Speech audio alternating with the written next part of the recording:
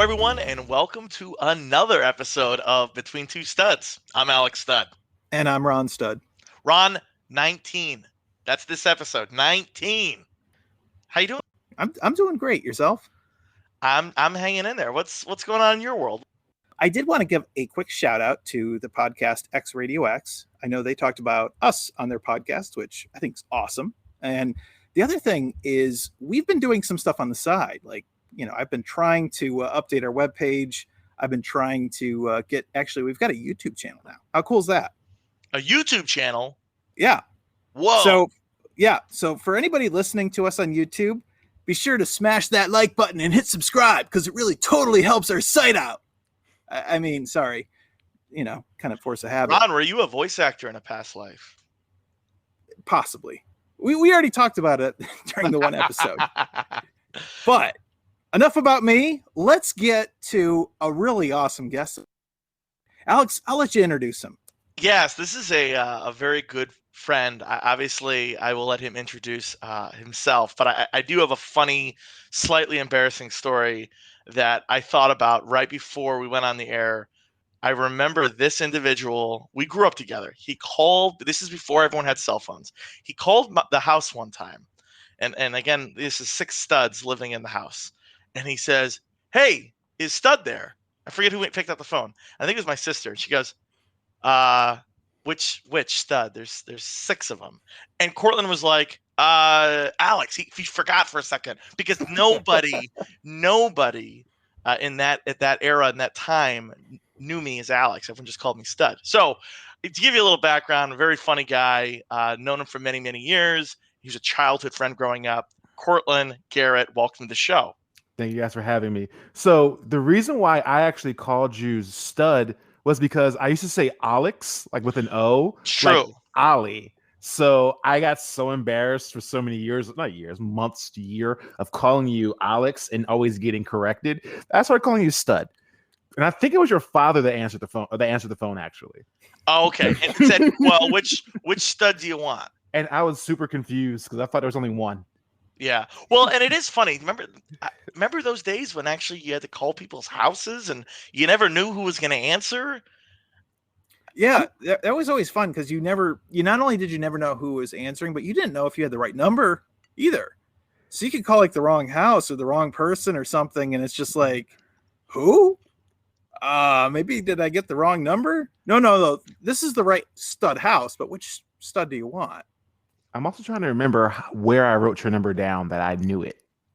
Probably like, I don't know. It's funny because we rode the school bus together. I'm envisioning like this is before everyone obviously had phones. So I'm envisioning like, I don't know. Hey, read it in your don't date me. Don't date me like that, man. Don't make me that much older than I am. You're a little bit older than me, so you're ancient. So that's certainly that was a good 20 years ago though. Let's be honest. 18 years ago, I guess, when we probably met each other. 2001, 2002-ish. Yeah, so it's been quite some time. Courtland, I gave you the quick little, hey, we've known each other for a long time. We grew up together. Mm-hmm. But how do you give us a little bit more? Like, what's the story? How did we meet? What's your earliest memories? Give me that kind of thing. So, hey, everyone, my name is Courtland. Hopefully we get some fun in here. I moved to Delaware back in 2001. I was about 11, and I kind of met Alex and Ron. Well, I met Alex in particular just from being in the neighborhood. So I rode the bus with our friend Ruben, and I think in knowing Ruben and just being younger, friend of the show who's already been on. So I think just being a part of the neighborhood, I kind of got to know these guys. I think we started bonding a lot in the Yu-Gi-Oh card game era and the tackle football without pads and era as well. Playing basketball with older kids who didn't let us play, so we had to wait about an hour and a half to even play, and we were horrible. But Alex was always tall at that point. So you were always tall. Well, I was horrible, though. You're better than me, which is funny. Yeah, that's true. Those were, we'd play a lot of football. We played a lot of basketball. We played Yu-Gi-Oh! And do you remember we also played Neopets? Oh, that's right. Well, you played it with your friends a lot more than I played it. You and Gabby in particular, y'all were really into Neopets. I could never get past like level 12 and 18 with the Neopets. You needed too many like runes and all that stuff. So Yeah. But Well, yeah, I then remember that. and then I remembered we'd all hang out after school, and then immediately it was like 4:50. We'd all be like, "All right, we got to go because we got to get home because Dragon Ball Z is going to be on at 5." Toonami. I miss it. Yeah. So we certainly went through a lot of adolescent years together, and we lived what 2.5 blocks from each other. Hmm. So it was very convenient for us to hang out. So I used to be able to, before all the fences went up, I used to be able to sneak through my back. So my neighbors behind me, I could sneak through their yard and I would literally be a stone throw from Alex's house. But the Mhm. other way would take me a solid, we'll say maybe a quarter-mile walk to get Yeah. to you. Yeah. So those were the days. Oh yeah. Courtland, what do you been? Let's fast forward 18 years. Okay. Where are you today? Tell us a little bit about yourself, All your right. areas of interest.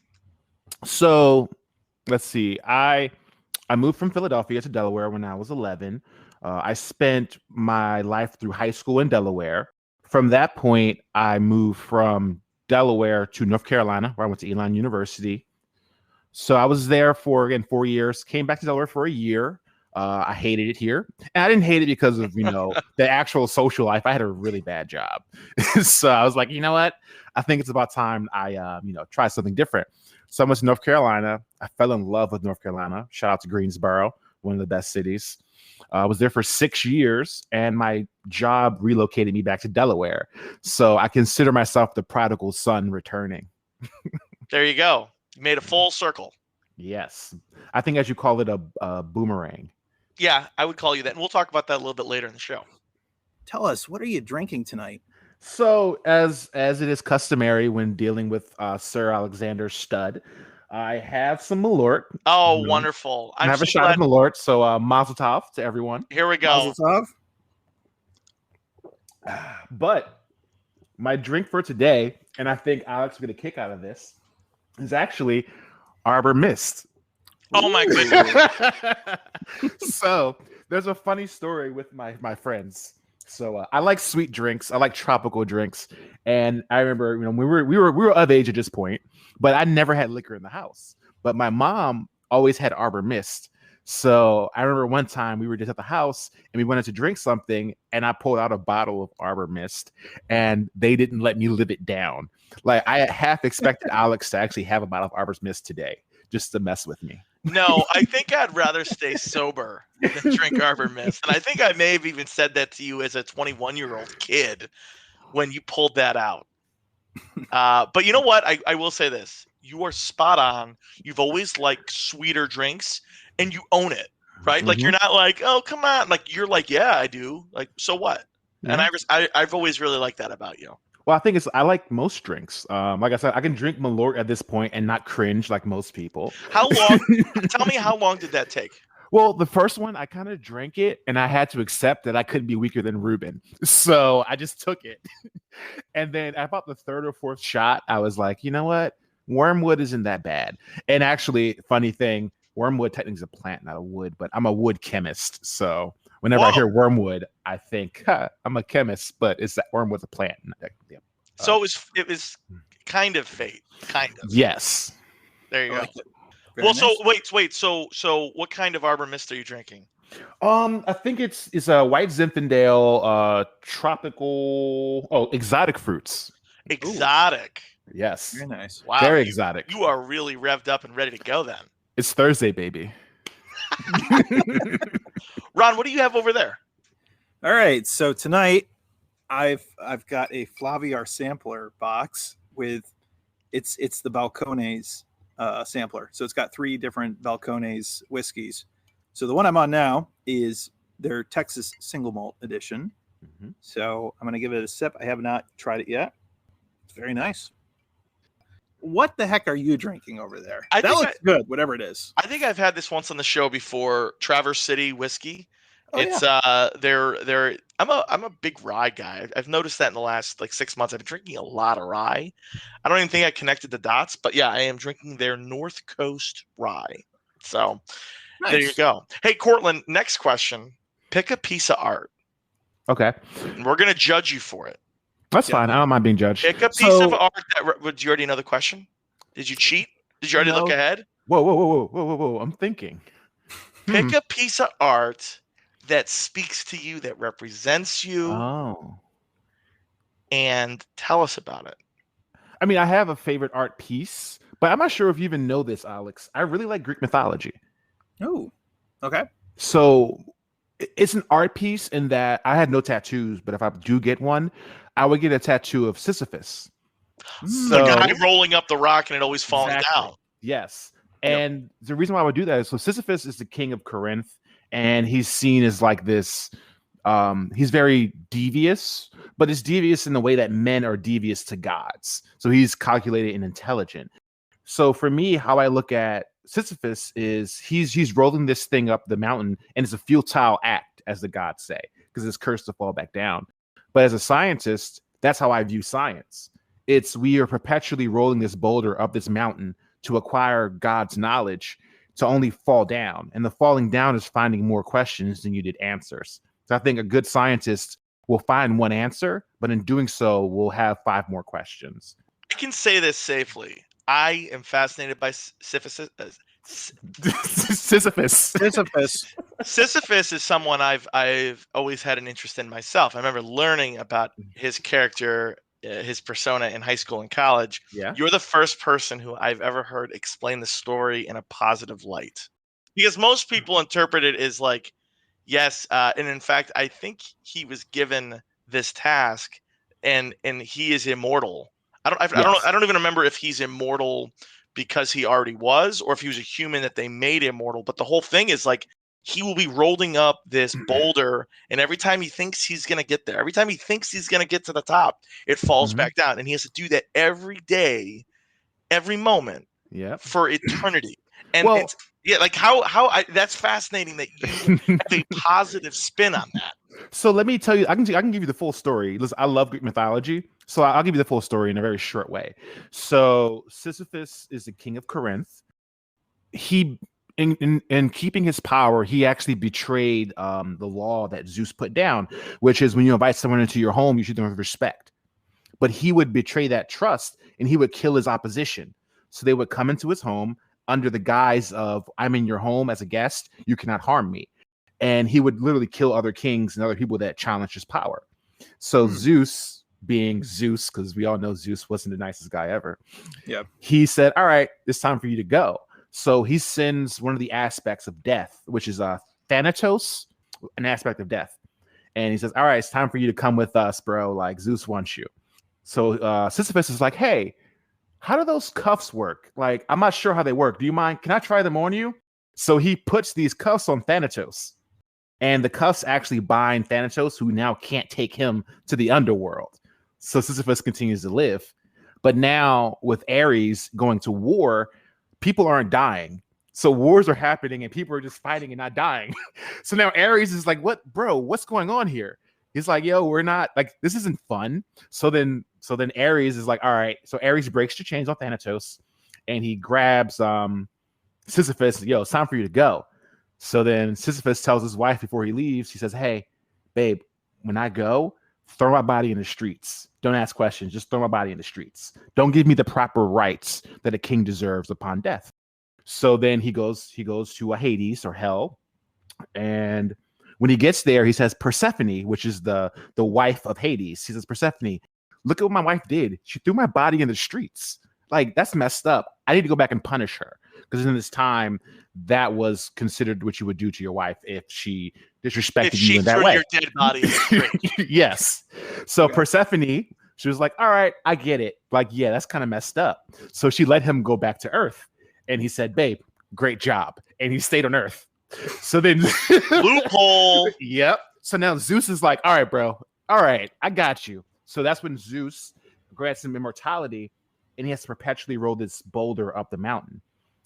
See, I have to say this: the whole Greek mythology, yes, it is crazy. Like a lot of like raping and murdering and horrible stuff. But there's some really great parables and stories that come through it. And I remember I took a class in college where a professor talked about how, in many ways, the gods envied the Greek people, the humans. And the reason they did was because of the fact that they were mortal. And the fact that when you die, you have a new generation of people coming up behind you, and they're going to change things. They're going to bring progress. And meanwhile, the gods were so dysfunctional. And the main reason they were dysfunctional is because the people in charge were always in charge and they never weren't in charge. And so when you had these imperfect people like Zeus who were never leaving, well, how is a society supposed to progress? And I think that was really fascinating to me when I was learning that in college, because I thought to myself, in many ways, that is how we progress. When you think about the history of this country, and I think we can all agree there were some pretty horrible things this country did, and certainly the blame can go around. But you say, well, every generation, hopefully, we're pushing the needle a little bit further in the right direction. And quite frankly, at a certain point, our generation will be seen as the stubborn, old, codgety people. And it's like, well, it's time for you guys to leave. And it's time for the next generation who's going to push it a little bit further. And I think that's essential for society to continue, unlike when you have a immortal structure, a power structure, where whoever's in charge will always be in charge. So I could go on forever about Greek mythology. If you want that, we can do that all night. But I like what you're saying. And actually, Zeus should have been dethroned. So there's actually a story where the primordial gods were the Titans. And then the Greek pantheon, or Zeus, Hades, Poseidon, and the works. So actually, Zeus and them, they came along and they dethroned the primordial gods. And then they created man. And technically, in the history, there was supposed to be a dethroning of Zeus. So the torch was supposed to be passed on to someone else. But Zeus, in his omniscience, prevented that. So, in falling into the stagnation that you were just talking about.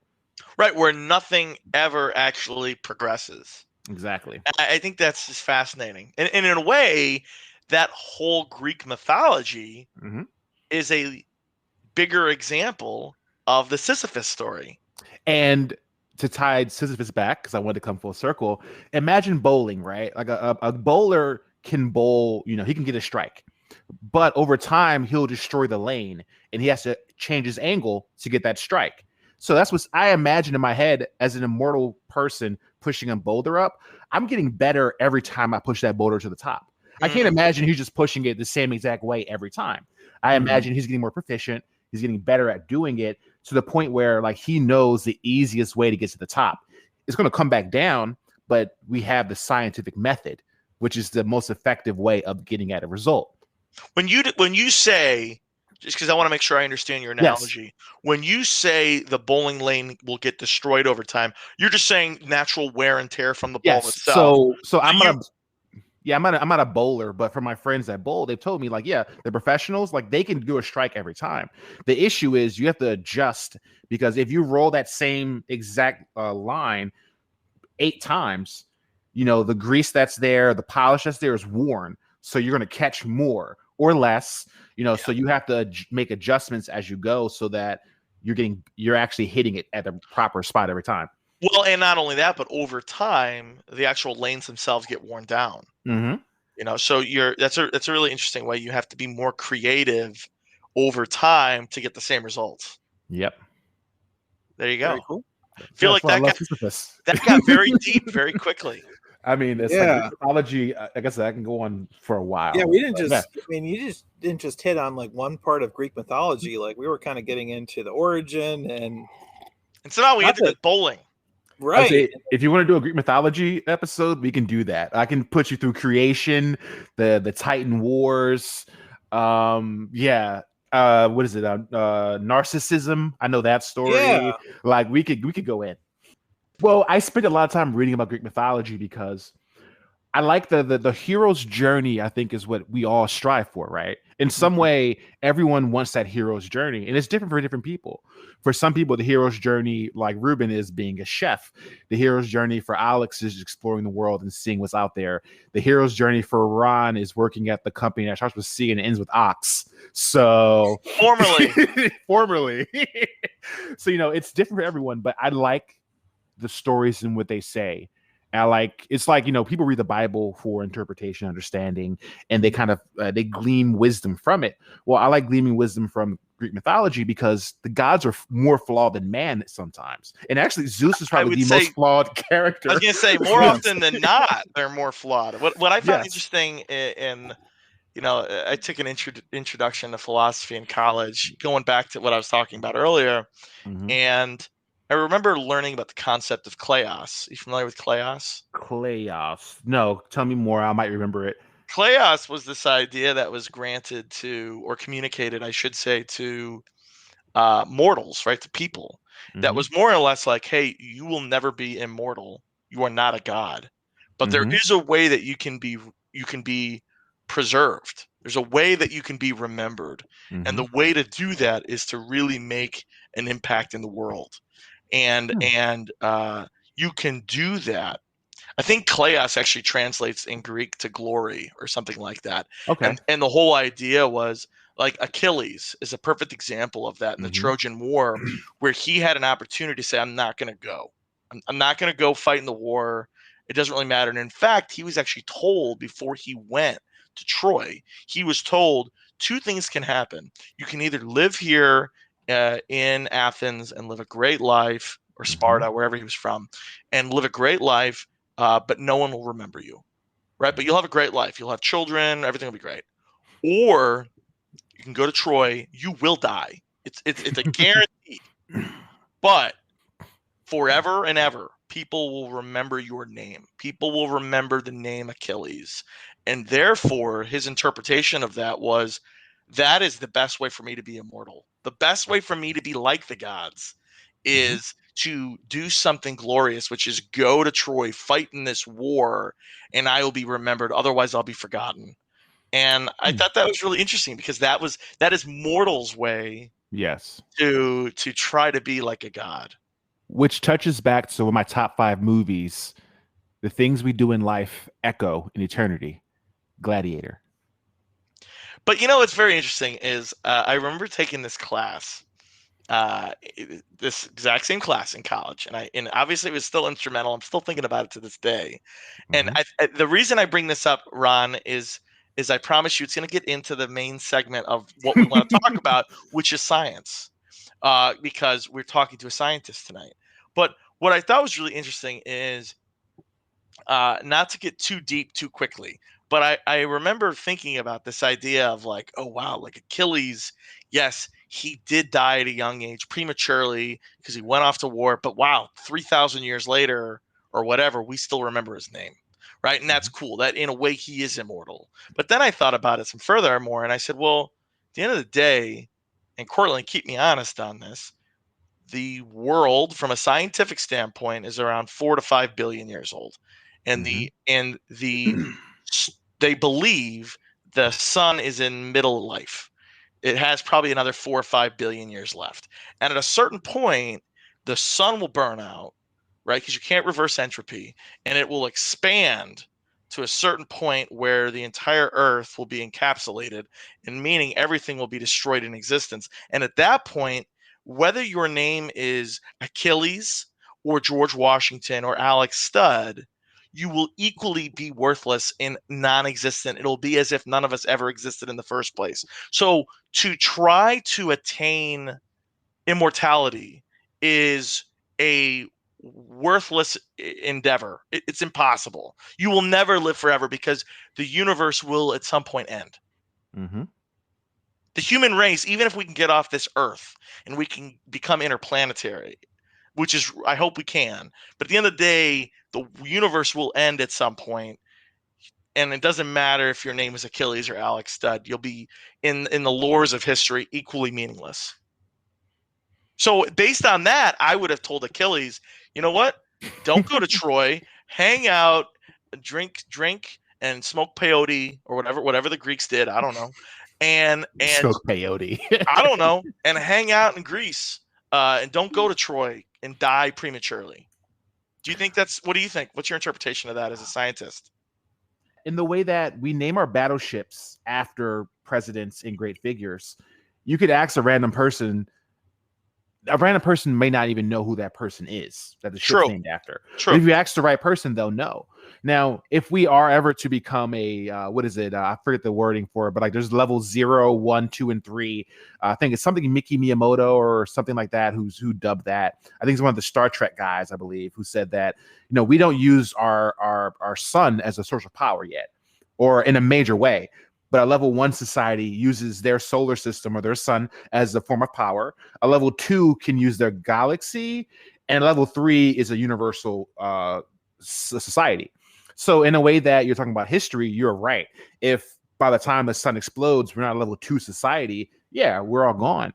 However, if we ever attain that, then the history retains itself. And history, this as somewhat of a historian, history builds on itself. If Newton never dropped the apple, then we wouldn't really understand gravity how we understand it. Even if you don't know who Newton is, you're totally right. But at a certain point, the universe will end entirely. So even if we did get onto other galaxies, it doesn't matter. We could be in a simulation as well, though. So we could be, yes, we could be in a simulation. And in fact, Elon Musk said, "I hope we are, because if we are, then that means somehow we're in a contained environment where we probably won't deal with the end of the universe." I heard something recently. You don't know what a limit is unless you're beyond the limit. Does that make sense? So no, but it made me think of the 1980s song by Joe Esposito, "Push It to the Limit." Yes. So in a sense, if you're doing a graph, right? If we do 2x, let's say I do 2x or y equals 2x, and I graph it, and then let's say I expand all the way outward, right? And my top is 1,000,000, and my right is 10 billion. It looks like an asymptote. Like we're okay. It looks kind of like an asymptote, but if we get to the other side of what we believe the asymptote to be, we know it's not the limit. But you only know it's a limit if you're beyond that point, and you can see that it never approaches that point. No? Okay. Ron, what say you? I mean, this is the most scientific we've actually gotten on one of these episodes. I was going to pull something out of my ass to the effect of The Sandlot, heroes live, but legends never die. Yeah. There's something to be said about, I think, more of a simplistic view, but sometimes we all need to be the inspiration for others, whether or not you go down in the, history books for what you do. It's sometimes there's the butterfly effect. Well, Ron, I'm not denying that for a second. What I'm saying is someone who is doing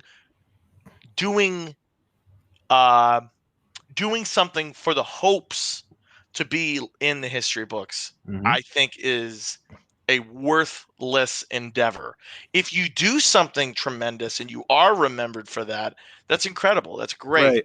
But Sure. to think like, yes, if I just do this, I'll be remembered forever.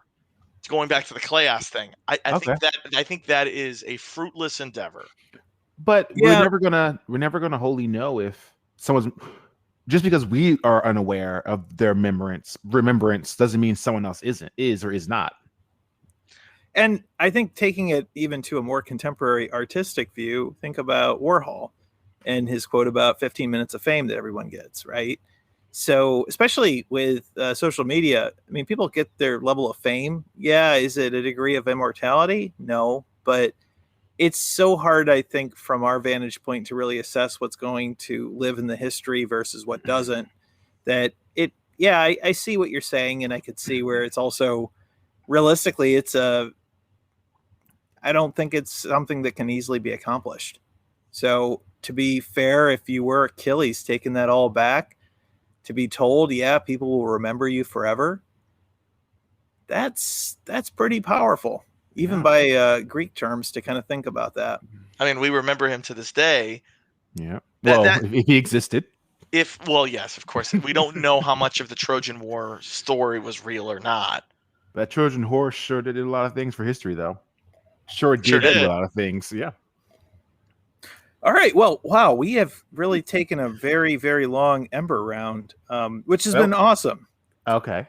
And you've made it through. Congratulations. I think this is the most time we have spent debating and talking about the specific choice of any given guest, which is awesome. That's funny. So I think with that, we're going to have to take a short break. and we'll be right back. And then we're going to get into the sciences, and we're going to get into some other fun stuff. So with that, stay tuned. What's up, guys? This is Ruben. You may remember me as being the first ever guest on the Between Two Studs podcast. I'm here now to promote my podcast, Guys Who Cry. Me, along with my co-host Adam Cook, we talk about a wealth of topics ranging from crying, men crying, because it's something we all do, to, some lighter things. For example, our newest episode, Adam and I talked about our dating blunders and just weird date stories. So guys, if you would be so kind, head on over to Spotify, Anchor, Apple, iTunes, and hit that follow button. Talk to us. Our Instagram is at Guys Who Cry Official. That is Guys Who Cry Official. Check us out. We'd love to hear from you. And welcome back. We're joined this episode with Courtland Garrett, and we're having a great time learning a little bit about Greek mythology. And now we're going to get in. He's made it all the way past the Emperor round. Now we're into all of the really, really tough questions. So with that, let's get into a little bit about your career. And one of the things that Alex has already mentioned is that you're a scientist. Yes. So you're the second scientist that we've had that's actually had a scientific background. And you're a chemist. So what is your fascination with chemistry, and what is it that you actually do professionally? So I'm a wood chemist, and I should clarify to say that I'm a pulping chemist. So wood, trees, even like bamboo is considered a wood. Some people use hemp as well as a medium to convert to pulp. So I'm a pulp chemist. So I take wood, I put it in a caustic or basic solution. It dissolves the fibers and lignin and other cellulose inside of it, and it creates like a pulp. It's like, picture applesauce, but the actual chunks are more solid. And that's kind of what we make. Then we use that for a lot of other purposes, like tissue paper, cardboard, anything that is a paper product comes from wood pulp. So that's what I currently do. Now, you were more into polymers at one point too, right? So I should go back a little bit. Fibers. So fibers are polymers. So, polymers are made of monomers. So a monomer is like a sugar, whereas a monomer is like a sugar. So a polymer is like a starch. So you know how they say you should consume complex sugars? A complex sugar is a polymer, whereas sugar is a monomer. So the wood fibers, the celluloses, the hemicelluloses, holocelluloses, lignin, all those things are polymers. And there's a lot to polymers. There's a lot of different chain lengths and whatnot. But cellulose is a complex polymer, so it actually branches out. So it's not a particular chain length. Courtland, I didn't understand a word that you just said. Okay, I make rope from wood. Got it.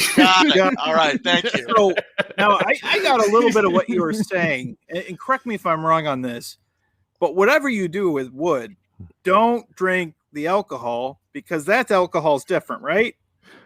So yes. However, fun fact. So currently, I'm a young chemist. I'll put it that way. I'm a young chemist. I'm starting to get into the rhythm of the science I like. So right now I'm reading a lot about lignins. Lignins are a type of sugar, and actually a lot of the sugar that we get in our liquors, when you put them in barrels, comes from the lignin of the barrels, because the alcohol actually dissolves some of the glue. Lignin is kind of a glue from the actual wood. So that's what I do. I'm a lignin guy, is what they call me at work. Nice. I am not a scientist. Mm-hmm. As you know, Ron and I's dad was a chemist for a long time. And I think what was always interesting to me as a kid, even though I didn't have an affinity or interest in chemistry myself, was that our father would talk to us all about how chemistry has changed and how science has changed. He talked about when he was going to school, everyone was, if you were going into chemistry, you were required to take years of German, because the Germans essentially invented and created modern day science, chemistry. And so to really understand chemistry, you really had to understand German. Okay. And I think what's interesting is how science changes over the years. And as you're someone who's been in your career now 7-8 years, Mhm. where do you see the future of chemistry going in the next 10 to 15 years? So I think the difference in today's field of science than we'll say 10 years ago, keep it simple, let's say 15, is there's more of a hyper specialization in science today. A PhD you would get about 2 decades ago will be more broad and open. Like people were just discovering, for instance, what lignin was 20, 40 years ago. Like we knew what lignin was in a way, but we were just really understanding what that meant for wood, wood products and wood research and all that kind of stuff. Whereas today, we know down almost to the T what types of trees have which type of lignin and all this stuff. So for me doing my research, I can't just say this tree has, 30% SG versus 10% H type, right? I have to be able to say, well, so there's a thing called compression wood versus opposite wood. So imagine, a tree is being blown against. So the side that is opposite to the wind blowing, so the backside that's supporting the tree, will actually have compression wood. And that compression wood has a different type of lignin than the opposite wood because it has to be stronger so the tree doesn't break. But did the tree make a noise? Yes, it creaks all the time. So for me, that's the level I have to understand as a scientist today versus the scientist of yesterday. And I think that's the beautiful thing about science. It compounds on itself because all the knowledge that existed before exists. Therefore, we can acquire it and use that to find new knowledge. Your dad had to learn German. I spent a decent amount of time. I would say maybe half a semester's time learning a little bit of Latin for chemistry because a lot of the elements come from Latin words, ferrous being iron. So I learned a decent amount of Fe. Yes. I remember all those. PB is lead.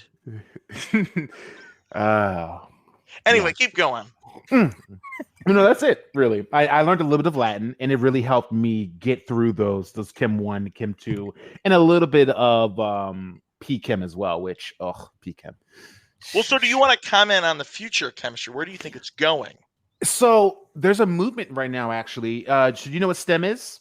Mm-hmm. Yes. Science, technology, engineering, and mathematics. So there's actually a movement currently going on for STEAM, which is science, technology, engineering, arts, and mathematics.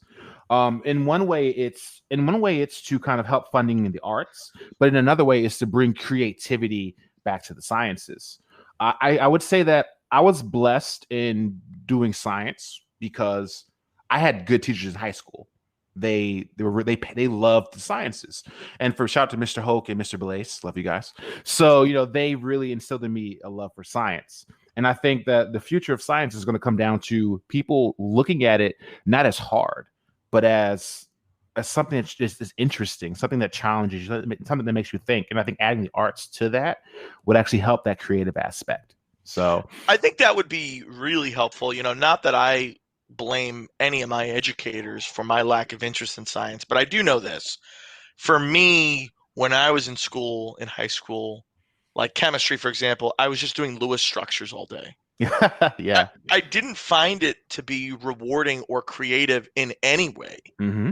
It was like, no, this is what we're going to do. And I didn't really understand what I was actually doing, but I just memorized the formulas. Yes. So for me, I liked science because it was the hardest thing to do, right? I knew that if I did science and I said I was a chemist or a scientist, people would say, oh, that's hard. That's the first thing everyone has ever told me when I said I was a scientist or a chemist. They would say, oh, that class was hard. And yes, it was hard, right? But for me, every class is hard for me. Like philosophy was hard. English literature was hard. History was hard. Like every class for me was difficult.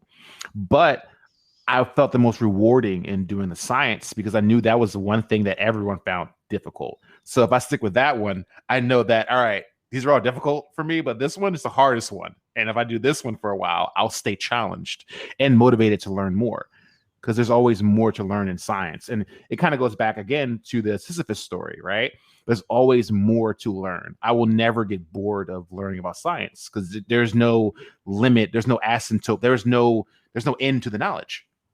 What I think is interesting about science, I remember hearing a philosopher talk about this once, and they said sciences are really the only thing that are true. And what he meant by that was if for whatever reason there was a reset button, in the universe and everything started over again, the arts would be different, right? Music would be different. If there's one constant, is scientists would come back to the same exact answers to why gravity exists, right? Why the fundamental physics that exist would all still be discovered. Different symbols, same theory. Right. Those same things, they're universal truths. And for pretty much everything else, that might not be the case. But for sciences, it absolutely is. Which is why I love it again. Because there is a right or wrong. You must have a story where an experiment went terribly wrong, or at least there was a close call, perhaps an explosion. Tell us about it. So I'm not going to say when this happened, but I definitely experienced a point in my scientific career where I was purposely making explosions. So I taught myself how to make smoke bombs because it was fun. And it's very simple. And I'm going to skip the recipe because I don't want to teach people how to make smoke bombs. We don't encourage that behavior. But so it's a very simple pseudo safe process. So I used to make smoke bombs, and we would make them, and you literally just light them and they smoke. And depending on how much, I want to say this part, depending on how much sugar you use, it would increase or decrease the rate of smoke being produced. Right? If you use too much sugar, it won't burn because sugar isn't really flammable. And if you use too little sugar, it just blows up. So later on in my experience, I was like, all right, I want to make a really, really good smoke bomb. So I looked up a recipe using pure chemicals. And there's a fine line between a smoke bomb and a pressure bomb. So I made a smoke bomb and I put it in a capsule. I was, okay, this is going to be a really good smoke bomb. So I want to put a case around it in case it explodes. And then I was like, I'll put another case to catch the explosions in case it happened. So there's three fail safes, and there's a hood to protect all of this, right? So I make the smoke bomb. Must have mentally prepared that this could go bad. This could go bad. But I wasn't ready for how bad it got. So I light it. Well, guess what happens? It doesn't explode, it leaks. So now the primary shell is the primary explosive, which is about 2 sizes bigger. So about quadruple the pressure. So now I have a secondary shell for that one, and that's it. So it's going to easily go through that. Needless to say, I was picking glass out of my hair for about 2 days. The moral of the story, I no longer make bombs or smoke bombs of any sort.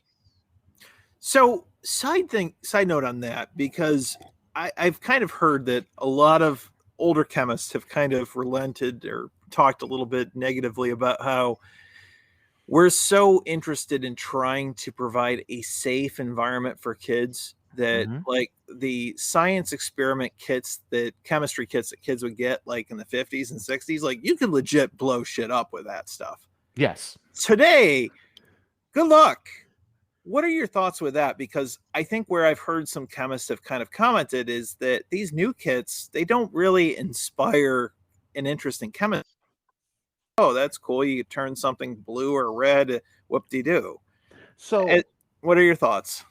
I've had some of the kits. We back in college and even in my earlier career, in my earlier jobs, we would do outreach where we would do scientific experiments with communities, and it was a good way to show people what science is. Like, for instance, like some of the ingredients in my smoke bombs earlier are actually in toothpaste. So at one point, I tried to use toothpaste as an ingredient. It didn't work, but. So it's like, as a scientist, like I've seen it, I've experienced it, so I can kind of look at things and see them differently. And I think what those things do are they open your eyes. You see pure chemicals, you see these reactions, you see these things. Like, oh, that's what it is. Like the whole water with alcohol on your hand to make a fire that won't burn you. right? That's a very simple scientific experiment that you could easily do, or you could easily hurt yourself. And you've seen the TikTok videos where kids burn their hands because they didn't use the right amount of water.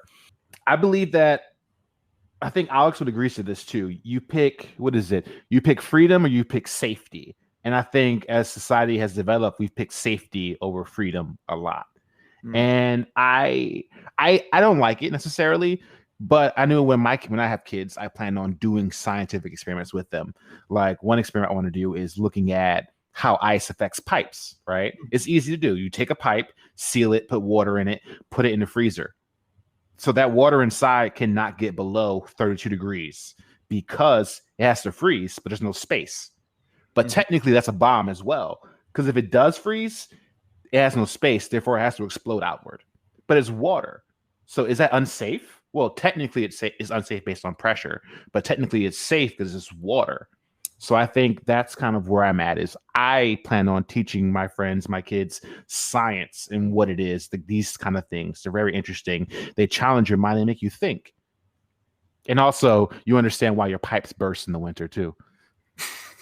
Well, it's interesting. I certainly, this is not a show where we get overly political, but I think there is something that you brought up that I do think is worth pondering, which is, there's a famous quote that more or less says, those that would give up essential liberties to purchase a little bit of safety deserve neither liberty nor safety. And I think there is a balance, right, where you are trying to keep a civilized society from risk, from danger, but what are you giving up in return for that? Because there's absolutely a give and get, right? Those levers apply in science, and they apply in life, for sure. Now, I'm not telling you guys to go out and let your kids lose fingers to explosives, though. But at the same time, we have to allow kids to play in dirt if they want to play in dirt. And all right, that's Courtland's PSA of the day, everyone. And I like that. Fun extent, sort of related to that, I have to say one of my favorite experiments that we did as kids that we probably shouldn't have, and thankfully it's pretty hard to do now, is making a sparkler bomb. Alex, you remember that, right? Oh, those are fun. Oh, yes, I do. Those were pretty wild. I mean, for anyone listening, you probably remember lighting a sparkler as a kid. They're not very exciting at all. They're actually like fun for about 10 seconds, and then you're like, all right, now I got to hold this stick that has little sparks coming off it for another minute and a half, and it's really boring. And so we had a fun experiment as a kids where we're like, well, what if we tied up like a couple hundred sparklers together all at the same time and lit a fuse? What would happen? And we didn't know. We went out to the cul-de-sac, and we had this big open area on the asphalt. And I remember we had all these sparklers coming out of soda cans, right? And we tied them all together with duct tape. And then we were like, cool, let's light one. And it kind of used it as a fuse to all the others. And you back away. And the thing that shocked me, and Courtland, you might have the science explanation for it, but I think the heat it was so quick that once it got to the bundle, I mean, it was a light explosion. And what normally takes a minute and a half for one of these things to burn, the whole bundle of a couple hundred of them burned out less than a second. Well, I mean, it was incredible. You're forgetting something too. There was a massive mushroom cloud that it also created where oxygen just got sucked in all of a sudden. Yeah, I think that's what I was going to get at, was if the temperature changes too fast, then you get that. You get that transfer of energy is so quick that you get that pressure gradient change. So when you said the mushroom cloud, I was like, okay, it's definitely a pressure gradient change. That's right there. You did it. So, you made your first bomb. Welcome to the club. Yeah, so that was a little antic thing that we did when we were kids. Speaking of when we were kids, Courtland, switching gears a little bit, getting away a little bit from the science and peeling back the onion and getting to know Courtland a little bit better. I know you were a Philly boy. You grew up in Philly. I know to this day, you spent a lot of time up there. Mm-hmm. Tell us, for anyone listening, you're in Philadelphia. You're going to get a cheesesteak. Where are you going? So I am very, very, very biased on this because I didn't grow up with the mainstream cheesesteak places. Good. Like I stayed between what was that, Sydenham Street and Poplar Street. Those are the two streets I very much stayed on. Or I should say that Sydenham Street I stayed on, and my father was over in Poplar, so we went there from time to time. But those are the main places I really got cheesesteaks from. Like I never went to the Geno's and all of the places. So for me, my favorite cheesesteaks have always been just going to the corner store and saying, "Oh, Poppy, let me get a cheesesteak," and that's it. Like that's all I've ever known. I can't tell you. I would say go to a corner store before you go anywhere else. And if the guy behind there doesn't speak English, you're good. Good enough answer for me. You mentioned this earlier, and this is where I came up with that term. I said you're a boomerang Delawarean. You moved to Delaware when you were what, 10, 11? Yeah. Then you left Delaware. Mm-hmm. You said, I'm too good for this place. I'm just kidding. I'm just kidding. I was. It's okay. And now you're back, Yes. likely permanently. I know you were talking about buying a house at some point in northern I'm looking Delaware. this weekend. What makes Delaware so special for you? Why do you want to be a Delawarean blue hen the rest of your life, potentially?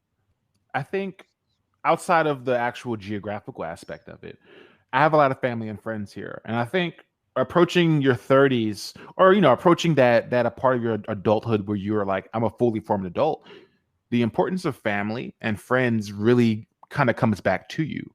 Right. Like I don't really have much of a relationship with a lot of my family.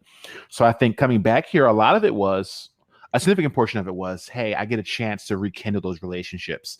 Like I have a brother in Philadelphia who I don't talk to often, but we play games together and we hang out from time to time now. So I really get a chance to talk to him and get to know him better than I ever have. And on top of that, Delaware is a great state. You're 2.5, 3 hours from New York. You're an hour and a half from Baltimore, just under 2 hours from DC, hour from Philly. Like Delaware really is one of those perfect little states, cities, areas that is close to everything you could ask for culturally, while still being really quiet in a small city. Not even city. It's very, I guess you would say rural cul-de-sac, suburban. There we go. Mm-hmm. So I just like it as a state. And also there's no sales tax. So, all right, we got to talk about Wawa for a second. Mm. What are your thoughts? Is it a magical place or highly overrated? My thoughts are, all my friends in North Carolina who said Sheetz is the spot, you are lying to yourself. Wawa is the spot to be. Every time I came home from North Carolina to here, on my way here and back, I always grab Wawa. Wawa is the way. How dare you? Well, it's funny. We had a guest on she was from Florida. And Florida, as you may or may not know, actually has Wawas there. Really? And she was also equally the same way. She was like, yeah, after Wawa, everything else is just, it's not the same. So I'm looking forward to the day in Georgia when we get Wawas down here. I'll say this about Wawa and about Sheetz, because you brought up the comparison, not me, but I got to respond. Representing all the Pittsburgh people who are listening. This is my take. This is my hot take. Sheetz has a much larger menu than Wawa, but they are just okay at everything, right? But they have everything, man. I know Wawa just got a burger, but Sheetz has been making that for a long time. You want to get quesadillas, you want to get pizza. Sheetz covers it all. But I've always said they just do an okay job at it. What I actually always respected about Wawa is they had a much smaller menu. But for traditionally, it used to just be hoagies, right? That was it. It was hoagies. Mm-hmm. Mm-hmm. But what they did was excellent. I always said it was a far superior quality, but a much more limited menu option. Now, I haven't lived in Wawa land in a while. I will say this. I've heard Wawa's burger, not good. I've heard it was okay. And so I'm a little worried that Wawa, for anyone listening who's from Wawa corporate, I'm a little worried that you might be trying to go down the Sheets route, which is, hey, we'll have a wider menu and we'll go from having a 9 out of 10 on the food caliber to being a 7 out of 10, but we'll have a wider range. I would say pick your lane, stick with your hoagies and be a 9 out of 10, as opposed to trying to diversify and be 6s and 7s. That's all I'm going to say. Now, how are their iced coffees? Sheets. They're okay. They're okay. Okay. But Wawa iced coffees. Sure. You know what? It's funny. This might not be fair. I think when I think about the comparison, I'm not thinking about coffee. I'm not. And maybe for you that would be like, wow. I thought about it. That for some people that might be like, well, that's the reason I go to Wawa. I go for the coffee. But for me, it's like, okay, when I'm back in town, I want to get a sandwich. I wanna get, the meal from scratch, ready to go.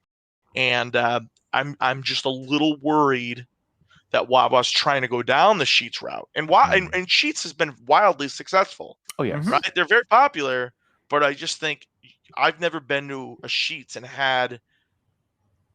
I've never had a terrible experience, but I've never had a great experience. And I have had great experiences at Wawa, although the only time I've ever been food poisoned in my entire life was a Wawa meatball sandwich. But that's a whole nother story.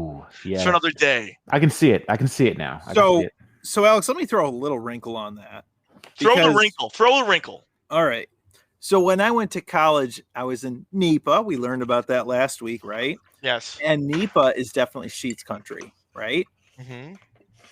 Now, here's the thing that I thought was interesting with Sheets, right? You mentioned how, it's not great, but add on the complexity of having a few drinks, right? And then when you visit a Sheets and you have a fairly wide menu and you're a college student and it's 11 or 12 a night. Totally. If I'm drunk and I don't really care, I would probably potentially prefer Sheets. Yeah. Because when there's a certain point where you're drunk and you don't really appreciate a 9 out of 10 in terms of quality, you're fine with a 6 or 7.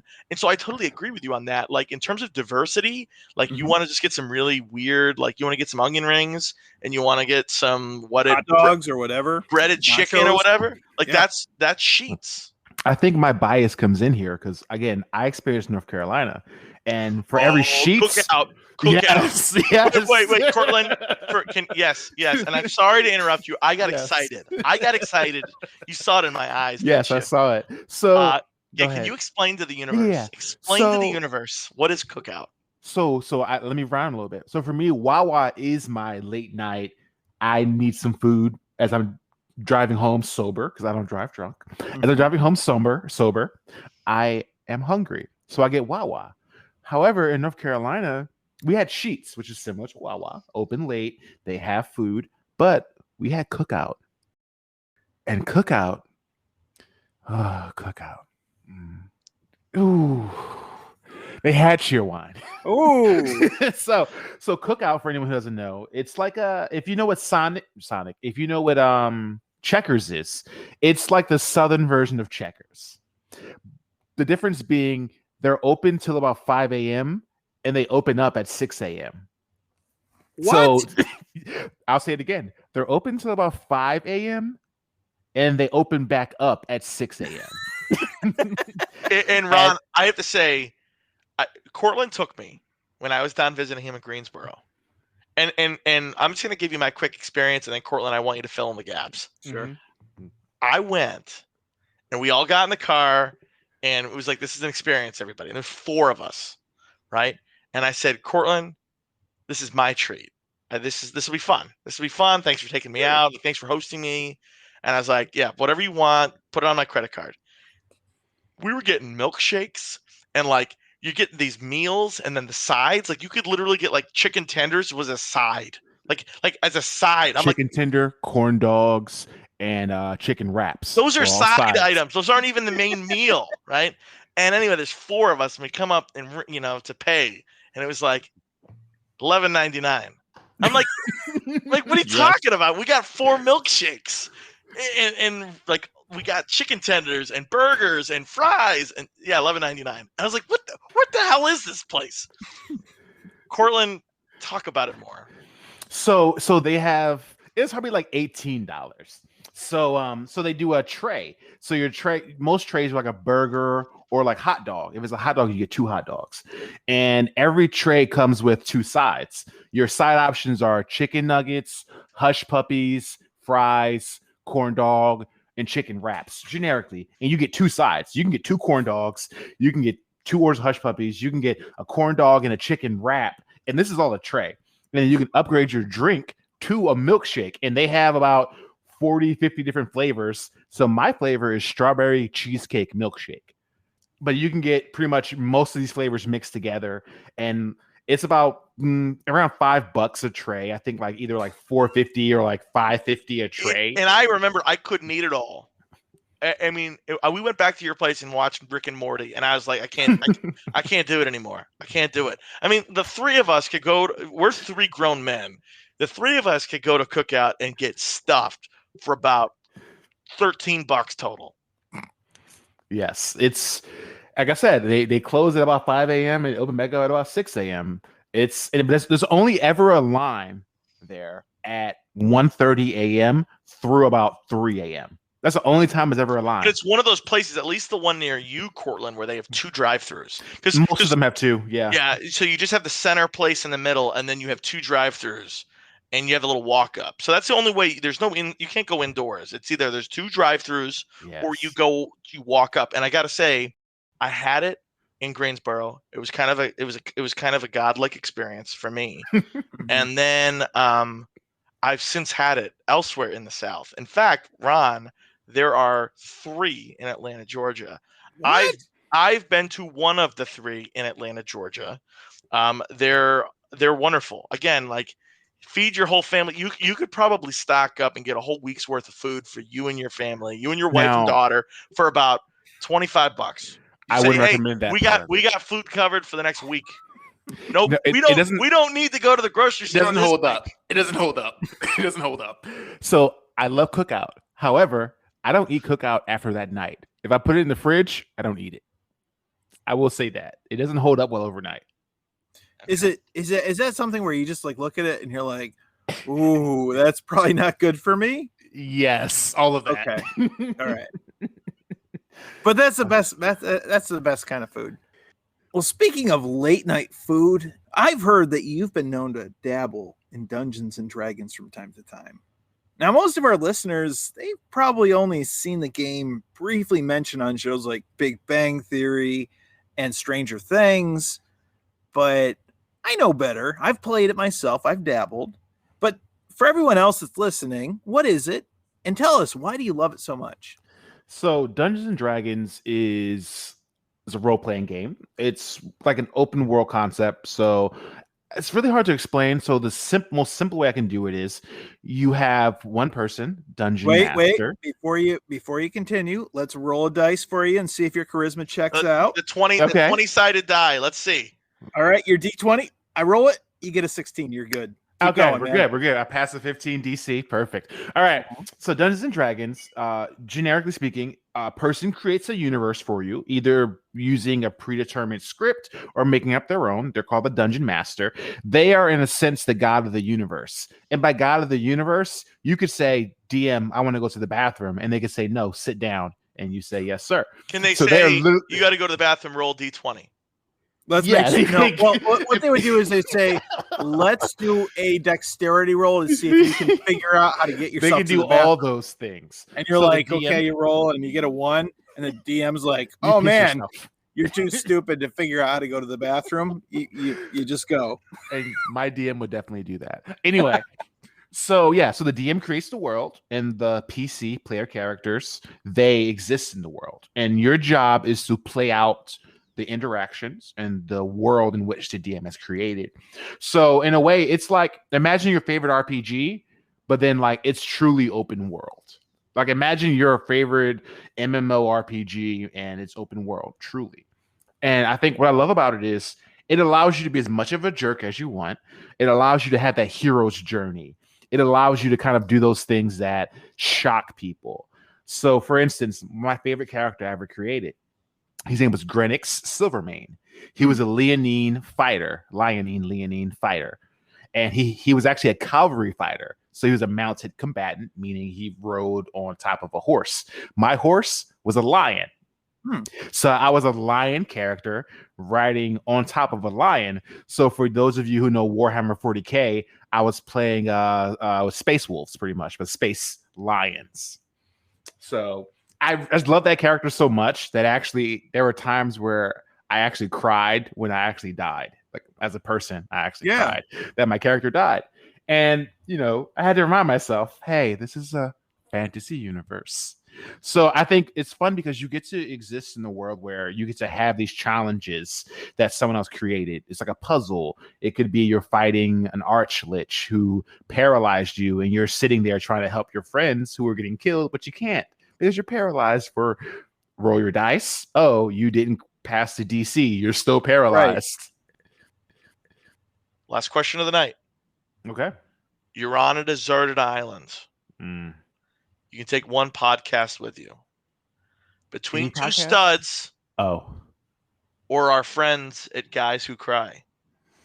Which one are you taking? You put me in a hard spot. Is Ruben sitting next to you? He literally just got back. I hate you. So I think if I had to make a decision, if I wanted to desert island by myself, I'm crying enough by myself. So I feel like I'd go with Between Two Studs. Well, and I say that because I feel like I would get that other aspect of just having this kind of conversation versus talking about my emotions while I'm alone, crying about my emotions. You said it. You said it. What we're going to do, we're going to get a giant billboard that we're going to pay for, and we're going to have a picture of your face, and it will have a quote that'll say, I prefer Between Two Studs.